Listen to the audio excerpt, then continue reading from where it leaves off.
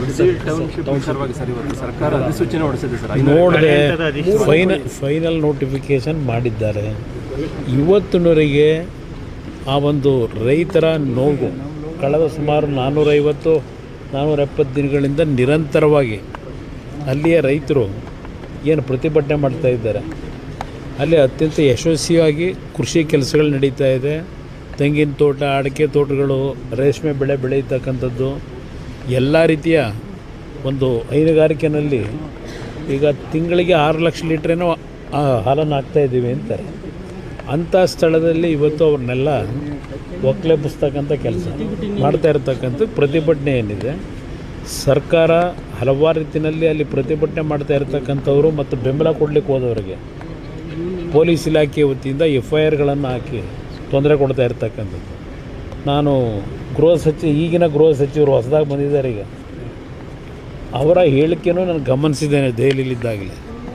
ಅವರು ಯಾವುದು FIRಗಳನ್ನೇ ಹಾಕಿಲ್ಲ ಅಂತೇಳಿದ್ರೆ ಇವತ್ತು FIR ಹಾಕಿ ತೆಗೆಸ್ತೀವಿ ಅಂತ ಹೇಳ್ತಾರೆ.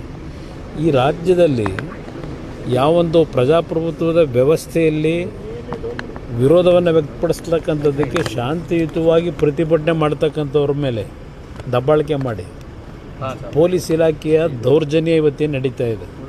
ಅದ್ರ ಜೊತೆಗೆ ಕೆಲವು ರೈತ ವಿರೋಧಿ ನೀತಿ ಅನುಸರಿಸ್ತಾ ಇರ್ತಕ್ಕಂಥ ಜನಪ್ರತಿನಿಧಿಗಳು ಸಹ ಇದಕ್ಕೆ ಭಾಗಿಯಾಗಿದ್ದಾರೆ.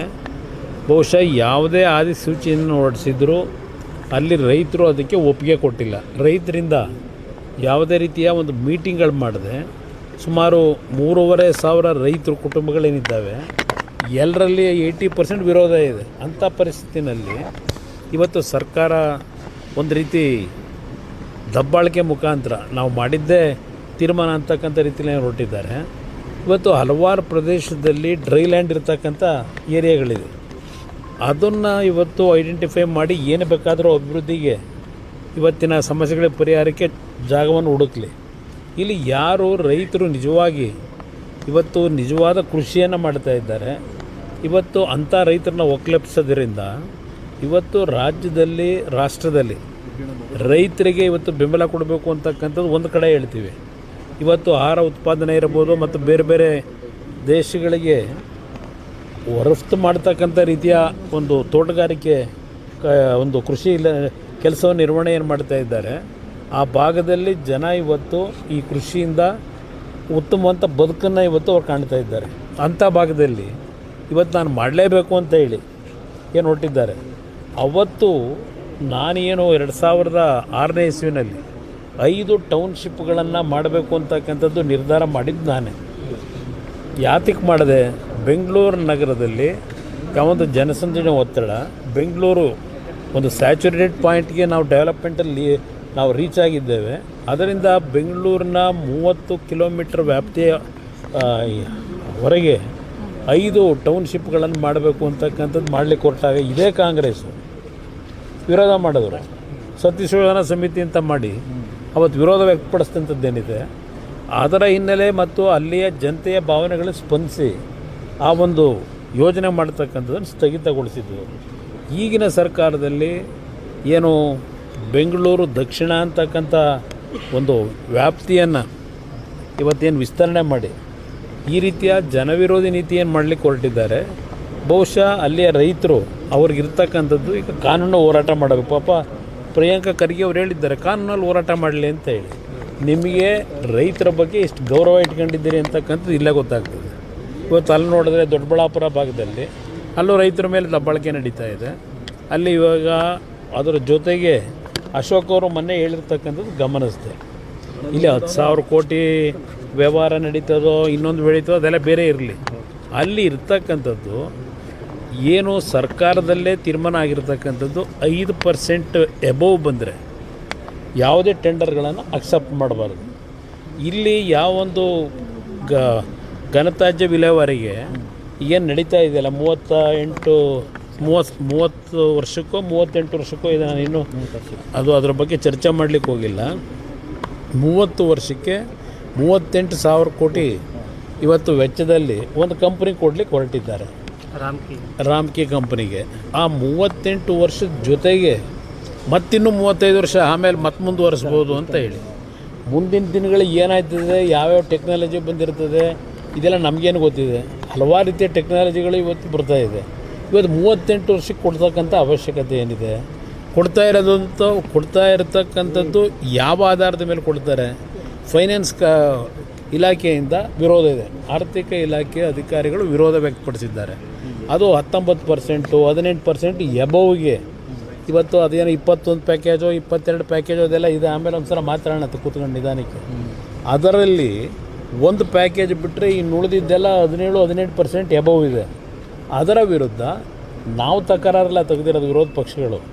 ನಿಮ್ಮ ಇಲಾಖೆಯ ಅಧಿಕಾರಿಗಳು ಇವತ್ತು ತಕರಾರು ತೆಗೆದಿರ್ತಕ್ಕಂಥದ್ದು, ವಿರೋಧ ವ್ಯಕ್ತಪಡಿಸಿರ್ತಕ್ಕಂಥದ್ದು ಅಲ್ಲೇನೆ. ಇದೇನೋ ಕಮಿಟಿ ಏನೋ ಮಾಡ್ಕೊಂಡ್ರಲ್ಲ, ಆ ಕಮಿಟಿ ವರದಿ ಏನು ಕೊಟ್ಟರೆ ಗೊತ್ತಿಲ್ಲ. ಆ ಕಮಿಟಿ ಇವರೇನು ಹೇಳ್ತಾರಲ್ಲ ಅದು ಕೆಬ್ಬೆಟ್ಟೋಗ್ತಾರೆ ಈಗಿನ ಕಮಿಟಿ.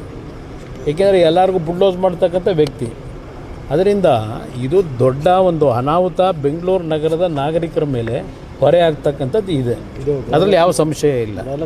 ಅದು ನೋಡೋಣ, ಗೃಹಲಕ್ಷ್ಮಿದು ಈಗ ಅದೇನೋ ಒಂದು ಮೃತರಾಗಿದ್ದಾರೆ, ಅವರಿಗೆಲ್ಲ ಅವ್ರ ಅಕೌಂಟಲ್ಲಿ ದುಡ್ಡು ಹೋಗ್ತಿದೆ. ಇದೆಲ್ಲ ಹೊಸದಾಗಿ ಏನು ಶುರು ಮಾಡ್ಕೊಂಡವರು ಸುಮಾರು 2 ಲಕ್ಷ 4 ಲಕ್ಷ ಇವತ್ತು ಕಡಿತಗೊಳಿಸಬೇಕು ಅಂತ ಹೇಳಿ ಅದು ಏನೇನು ಮಾಡ್ತಾರೆ ನೋಡೋಣಂತೆ. ಸರ್, ಈಗ ಬಿಡದಿ ಟೌನ್ ಮಾಡೇ ಮಾಡ್ತೀನಿ ಅಂತ ಹೇಳ್ತಿದ್ರು CM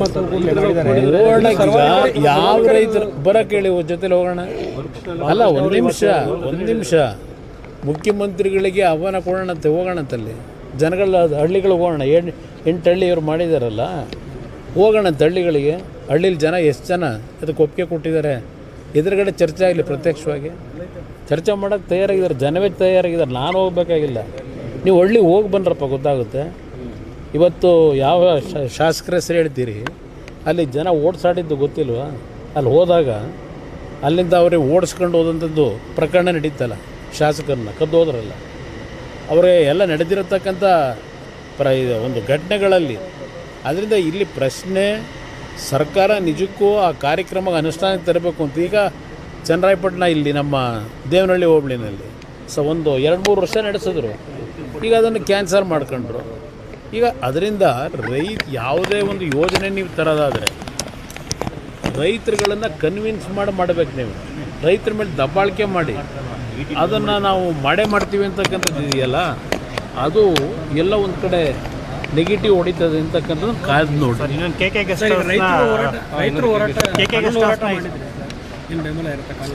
ನಾವು ಕಾನೂನು ಹೋರಾಟಕ್ಕೆ ನಾನೇ ಬೆಂಬಲ ಕೊಡ್ತೀನಿ, ಹೇಳಿದ್ದೀನಿ ಈಗಾಗಲೇ. ರೈತರಿಗೆ ಕಾನೂನು ವ್ಯಾಪ್ತಿನಲ್ಲಿ ನಾವೇನು ಹೋರಾಟ ಮಾಡಬೇಕಾಗುತ್ತೆ ಅದು ನನ್ನ ಬೆಂಬಲ ಇದೆ ಅಂತಕ್ಕಂಥ ಹೇಳಿದ್ದೀನಿ. ಯಾಕೆಂದರೆ ಕಾನೂನಿನಲ್ಲೇ ಹೋರಾಟ ಮಾಡಬೇಕು ನಾವು, ಬೇರೆ ಇನ್ನೇನೋ ಮಾಡಲಿಕ್ಕಾಗೋದಿಲ್ಲ.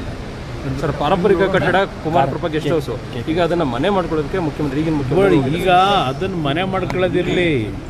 ನನಗೆ ಡೌಟು, ಏನಾದರೂ ಈಗೇನೋ ಹೇಳ್ತಾವ್ರಲ್ಲ, ಮುಂದಿನ 8 ವರ್ಷ ನಾನೇ ಇರ್ತೀನಿ, ಮುಂದಿನ 5 ವರ್ಷ ಅಂತ ಹೇಳಿ. ಆ ಮುಂದಿನ 5 ವರ್ಷವೂ ಇವ್ರು ಏನಾದರೂ ಮುಂದುವರೆದು ಬಿಟ್ಟರು ವಿಧಾನಸೌಧ ಏನು ಮಾಡ್ತಾರೆ ಅಂತ ನನಗೆ ಗಾಬರಿ ಆಗಿದೆ. ಸರ್, ಇನ್ನೊಂದು ಸರ್, ಪರಮೇಶ್ವರ್ ಸರ್ ಅದು ತಪ್ಪದು. ಅದು ಹಿಂದೆ ಯಾವೊಂದು ಮಹಾರಾಜರ ಕಾಲದಲ್ಲಿ ಅವತ್ತು ಕಟ್ಟಿದಂಥದ್ದೇನಿದೆ, ಆ ಒಂದು ಪಾರಂಪರಿಕ ಕಟ್ಟಡ ಅದು. ಅಲ್ಲಿ ಇವ್ರು ಹೋಗಿ ಇವತ್ತು ಅದೆಲ್ಲ ಒಡೆಯತಕ್ಕಂಥ ಕೆಲಸ ಏನು ಮಾಡಿದ್ದಾರೆ.